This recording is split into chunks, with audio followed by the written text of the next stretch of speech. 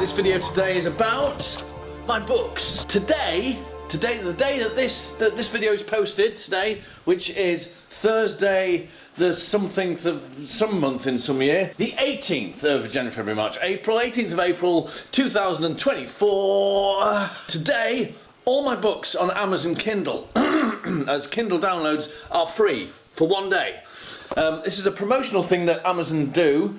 Every 18 days, basically, I'm not going to explain why, but every 18 days, all my books are free for one day. Unsurprisingly, that's when I make my most sales. But I'm telling you guys this now, so that you can take advantage of that. If any of you are watching this, might be interested in seeing my books. I'm going to just quickly take you through them. Groundhog Day meets Groundhog Day, the very first in my parallel series.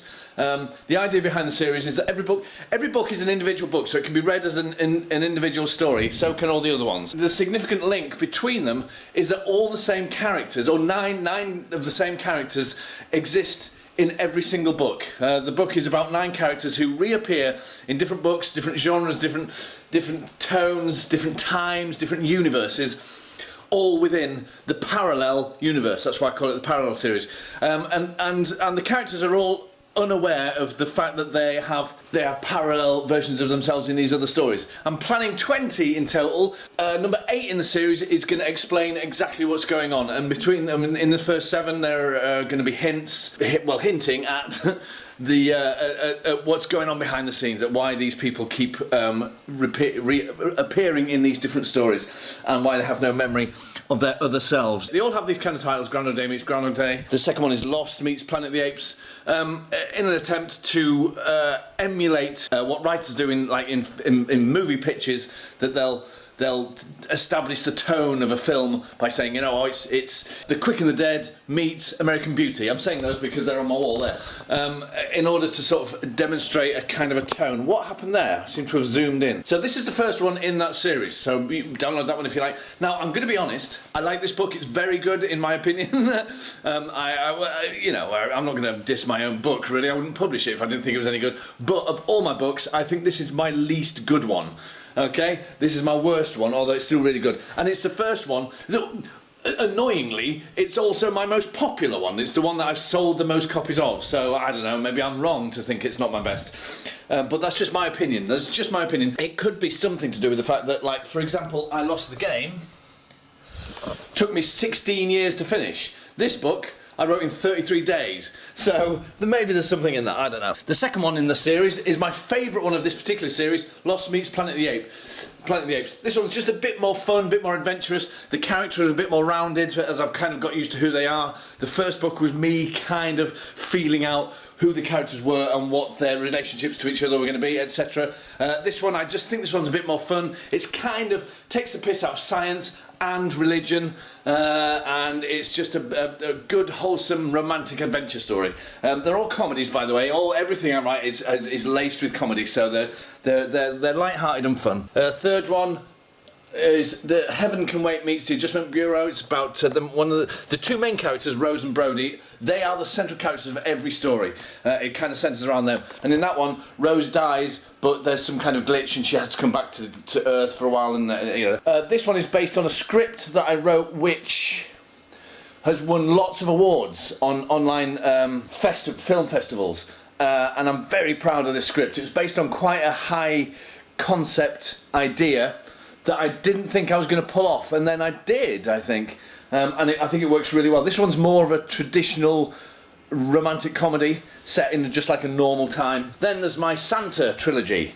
I came up with an idea. In fact, my son had an idea. Coincidentally, one December I was thinking, I'd just finished one of my books, I don't know if it was, or one of our scripts, because these originally were scripts, and I wanted to do a Christmas film. I'd never written anything Christmassy before, but I didn't have an idea. And then my son, just coincidentally, he didn't know I was looking for an idea. Just in normal conversation on the bus, on the way to his football training, he just sort of said this thing, which set me off. It just made me go, "Oh my God, that is the seed of a story for a Christmas film." So I wrote the script, My kids read it, they both loved it, and my daughter was the one who sort of suggested, this is like the first part of a trilogy, Dad. And I sort of went, yeah! So I wrote parts 2 and 3. I think the third one is the best of the 3, actually, and my daughter said the same thing. I Lost the Game, let's go back to that. I Lost the Game. This is my biggest book. It's very thick, it's lots and lots of pages, and it's thick and quite small writing too. Now that one is a bit darker, although it's still a comedy. It's more philosophical. It's about life and love, loss, sex, death, marriage. No, I don't think there's any marriage in it. And there's lots of other... it just sort of looks at the fundamental basics of life. And all the weird... I try in that to tackle from a comic point of view, but still from a serious point of view, some of the fundamental topics that you are going to face in life. It's called I Lost the Game because it's about the game. The game, I'll just tell you briefly, the game is a thing that I discovered. It's the only part of the book that I didn't actually invent. And yet I've named the book after it. Something I discovered in the late 90s, early 2000s is it's something that was kind of popular back then, still around today, and the game is basically, if you think about the game, then you have to say, I just lost the game. And that's it. That's the whole rules. That's what the game is. If you think about it, if you're reminded of it, you have to say, I just lost the game. You know, it's quite philosophically interesting on its own, is the game, because you have to be self-conscious in order to lose the game. You have to be aware of what's going on. You have to be aware of why you're losing the game as well. And it's kind of like a parallel of life, of living life itself and all that kind of stuff. I think that's my best book, but it's also my longest. And you know, there's a lot. I've given a lot of time. It's a lot of editing went into that book, so it's very, very tight, I think. Although there are some rambly chapters, but that's kind of deliberate for various reasons. The Dipsomaniac, this was the second book I wrote when I was much younger. This is a very angry book. This was a book I wrote and finished and kind of forgot about. I never really forgot about it, but I didn't do anything with it. I didn't show it to... a couple of friends read it, actually, and they both really liked it, actually. But that was a long time ago. When I reread it a couple of years back before I published it, I was very surprised at how angry the text seemed to be. It's about an alcoholic, so it's quite a serious subject, but done in a kind of darkly comic way. It's about his plight and his life and how he overcomes it or doesn't, depending on how it ends. I Lost the Game and Dipsomaniac. The tone is very much, for both of those, very much kind of Catch-22, you know, that kind of dark humour, slightly bizarre and off the wall, slightly magical and not quite realistic, but tackling realistic subjects. There's this one, Oregano Silvestri and the Thinking Man's Bible. Volume 2 trillion, I'm not even going to say that number, the apostrophe.